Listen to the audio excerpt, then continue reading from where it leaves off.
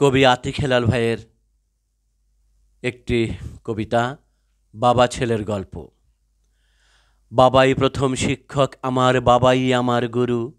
চক pencil কলম ধরা বাবার কাছেই শুরু। হাত ধরে তাঁর হাঁটতে শিখি জীবন চলার বাঁকে। বন্ধুর পথে বন্ধুর মতো পেয়েছি শুধুই তাকে। ছেলেকে মানুষ বানাবেন বলে শত কষ্টকে ভুলে দিনরাত খেটে মুখে ভাত হাতে বই দিয়েছেন তুলে। সেই ছেলেটাই শিক্ষিত হয়, বড় হয়ে যায় কত।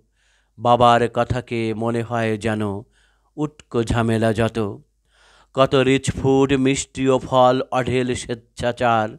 বাবা বুড়ো হলে খাওয়া দূরে থাক, পথ্য জোটে না তাঁর।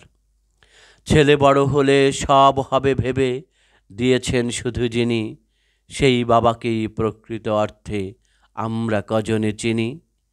পিতার কাছে সারা জীবনের বহু অপরাধ জমা, তারপরও এই পিতা পুত্রকে করবেন জানি ক্ষমা।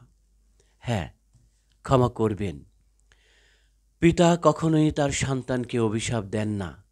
কখনোই যদি কষ্ট পায় উহ আহ বলেও ফেলে, পরে আবার ক্ষমা করে দেন। পিতামাতা সন্তানের জন্য একটা আশীর্বাদ স্বরূপ। সন্তানের জন্য পিতামাতার দোয়া এবং পিতামাতার জন্য সন্তানের দোয়া আল্লাহর কাছে সরাসরি চলে যায়।